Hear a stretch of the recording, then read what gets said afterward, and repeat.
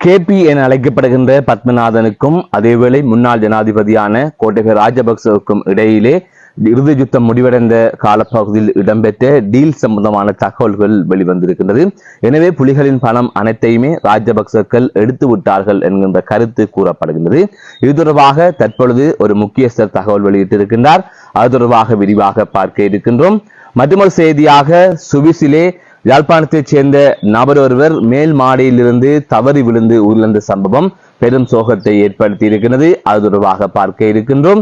மற்றொரு செய்தியாக யாழ்ப்பாணத்தில் 4 பேர் அதிரடியாக கைது செய்யப்பட்டிருக்கிறார்கள்.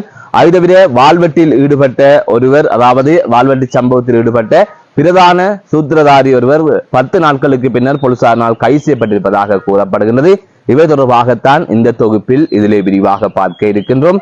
அதற்கு முதல் ஜேகே ரிப்போர்ட் எனப்படுகின்ற இந்த யூடியூப் சேனலை இதுவரை யாராவது சப்ஸ்கிரைப் செய்யாமல் பார்த்து கொண்டிருந்தால் சப்ஸ்கிரைப் செய்து கொள்ளுங்கள். தொடர்ந்து அருகில் இருக்கின்ற பெல் பட்டனை கிளிக் செய்வதன் ஊடாக நான் போடுகின்ற ஒவ்வொரு காணொளிகளையும் நீங்கள் உடனுக்குடன் பார்க்கக்கூடிய வகையில் இருக்கும். நான் நடராசா ஜெயகாந்தன். தற்பொழுது செய்திகளுக்குள்ளே செல்லலாம். அதாவது கேபி என அழைக்கப்படுகின்ற பத்மநாதன் பற்றி நீங்கள் அறிந்திருப்பீர்கள். அவர் புலிகள் அமைப்பின் தலைவரான வேலுப்பிள்ளை பிரபாகரனின் பள்ளி தோழன் ஆவார். அவர்தான் புலிகள் அமைப்பின் முன்னாள் சர்வதேச பொறுப்பாளராக இருந்தார். அது தவிர அவர்தான் ஆயுதங்களை அனுப்புவதாக இருக்கட்டும் அல்லது புலம்பெயர் நாடுகளிலே நிதிகளை கையாள்வதாக இருக்கட்டும், முக்கியமான வேலைகளை எல்லாம் அவர்தான் பார்த்து கொண்டிருந்தார். தலைவரால் மிகவும் நம்பப்பட்ட ஒருவராக அவர் இருந்தார். இந்த நிலையில் தான் அவர் இறுதி யுத்தம் முடிந்ததன் பின்னர் கைது செய்யப்பட்டதாக செய்திகள் வெளிவந்து கொண்டிருந்தது. அது தொடர்பாக அப்போது பெரும் சர்ச்சையே எழுந்திருந்தது. அவர் தாய்லாந்தில் கைது செய்யப்பட்டார் என்று கூறப்பட்டது. அதற்கு பிறகாக சிங்கப்பூரில் கைது செய்யப்பட்டார் என்று கூறப்பட்டது. அது தவிர மலேசியாவில் அவர் கடத்தப்பட்டதாக தெரிவிக்கப்பட்டிருந்தது. இவ்வாறு பல்வேறுபட்ட தகவல்கள் வெளிவந்த நிலையில் பிறகு மலேசியாவில் தான் அவர் கைதானார் என்கின்ற தகவல் உறுதிப்படுத்தப்பட்டிருந்தது. இவ்வாறான விடயங்கள் எல்லாம் அப்போது நடந்திருந்தது. இந்த நிலையில் தான் அவர் மலேசியாவிலிருந்து இங்கு அழைத்து வரப்பட்டார். அழைத்து வந்ததன் பின்னர் என்ன நடந்தது? இவ்வாறு பல்வேறுபட்ட தகவல்களை முன்னாள் ராணுவ தளபதியான சரத் பொன்சேகா அவர்கள் தெரிவித்திருக்கின்றார். இந்நிலையில் தான் மலேசியாவில் கேபி அவர்கள் கைதாகி இருக்கிறார். அப்போது இலங்கை அரசாங்கத்திற்கு மலேசியாவில் கைது செய்யப்பட்டது கேபி தான் என்பது தெரியாது. மலேசியாவிலிருந்து இலங்கை அரசாங்கத்திற்கு ஒரு தகவல் வந்திருக்கின்றது.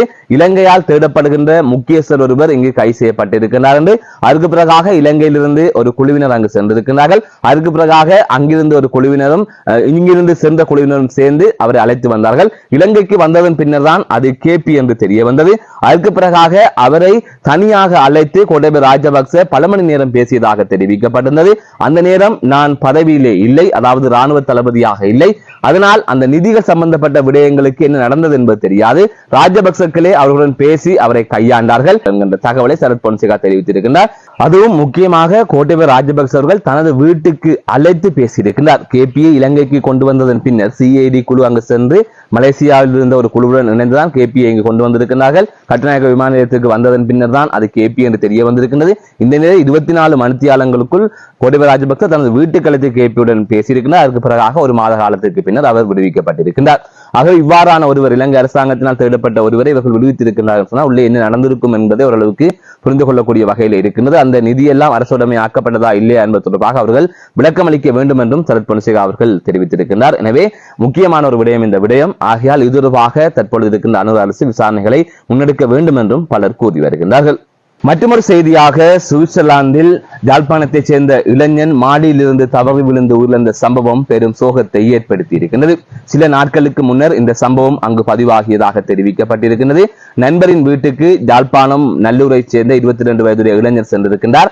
நண்பரின் வீடு சுவிட்சர்லாந்து சூரிச் நகரில் இருப்பதாக தெரிய வருகின்றது. இந்த நிலையில் தான் மாடியிலிருந்து தவறி விழுந்து அவர் உயிரிழந்திருப்பதாக தெரிவிக்கப்பட்டிருக்கின்றது.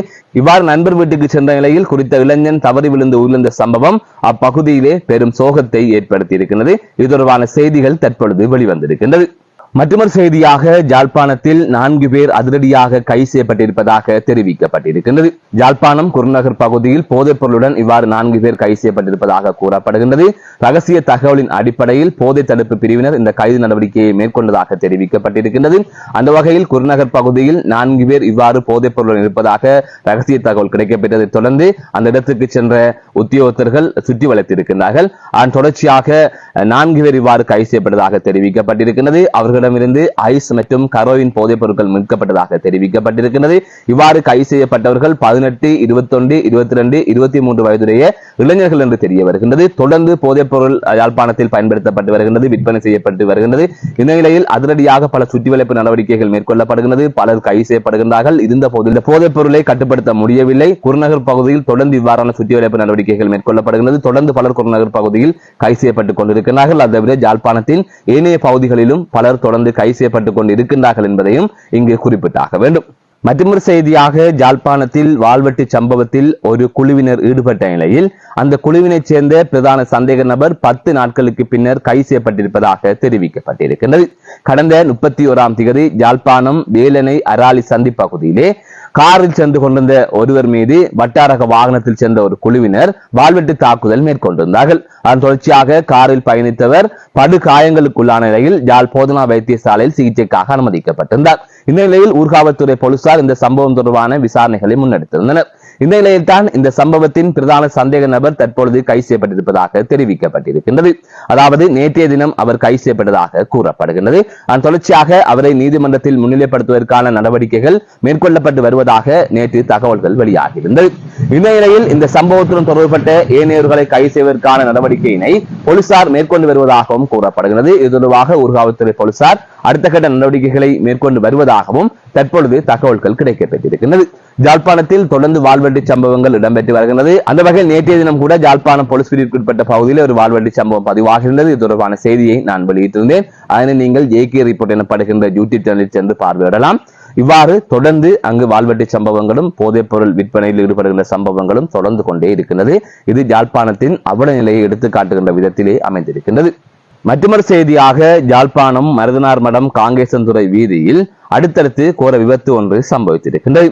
அதாவது துவிச்சக்கர வண்டி ஒன்று வீதியை கடப்பதற்கு முற்பட்ட நிலையில் அதே திசையில் பயணித்த மோட்டார் சைக்கிள் ஒன்று விபத்தை தடுப்பதற்காக எதிர் திசையை நோக்கி செலுத்தப்பட்டிருக்கிறது. அந்த சந்தர்ப்பத்தில் எதிர் திசையில் வந்த 2 மோட்டார் சைக்கிளுடன் அந்த மோட்டார் சைக்கிள் மோதி இவ்வாறு விபத்து நடந்திருக்கிறது.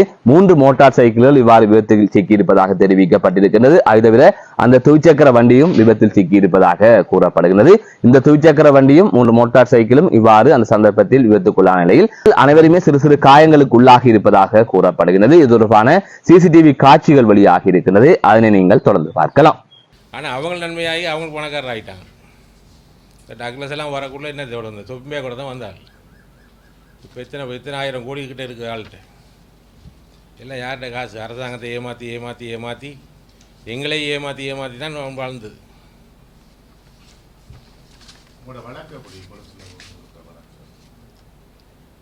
போலீஸில் நான் அங்கே கொடுத்ததுக்கு தான் இங்கே வர சொல்லி நான் வந்தேன். 2025 2ஆம் மாதம் 15ஆம் தேதி என்ன வந்து வாக்குமூலம் கூட சொல்லி கொடுத்துட்டு நான் போனேன். திருப்பி அவரை விசாரிக்கிறோம்ட்டாங்க டக்ளஸில். திருப்பி அவரை 15-20 நாளைக்கு பிறகு விசாரிச்சுன்னு சொன்னவங்க. அதுக்கு பிறகு நான் கோல் பண்ணி காய்ச்சேன் நான் அதை மாத்தியாவோட. அப்போ சொன்னார் இபியில் இருக்கிற ஆக்களுக்கு சம்பளம்னு சொல்லி யாரையும் கட்சிக்கு எடுக்க இல்லையா. அப்போ திருப்பி நாங்கள் கேட்டேன் கட்சின்னு சொல்லி எடுக்கிறது சொன்னால், அப்போ நாங்கள் என்னது நாங்கள் கோவில் மாடுகளா எங்களை கொண்டு போயிட்டு. அப்போ எங்கிட்ட குடும்பம்ன்ற இருக்குது, புள்ள ஊட்டி இருக்குது. அப்போ நாங்கள் என்ன செய்யுது?